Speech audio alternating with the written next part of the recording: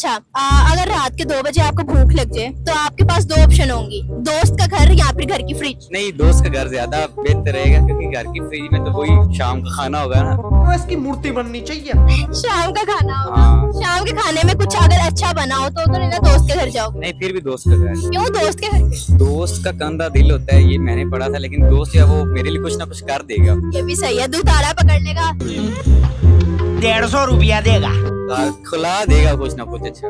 हराम आराम का भी होगा, उसको खिलाएगा। बस खिला दे। खिला देगा। ये भी सही है। कोई शेर या कोई गाना वगैरह सुनाना चाहोगे? शेर गाना नहीं, मैं इस बात में शौक नहीं रखता। लेकिन फिर भी एक पढ़ा था इंस्टाग्राम से कि हम दरख्तों को कहाँ आता है हिजरत करना, तुम परिंदे हो अपना वतन छोड़ सकते हो। ये भी सही है। अच्छा लगा आपसे बात करके बहुत।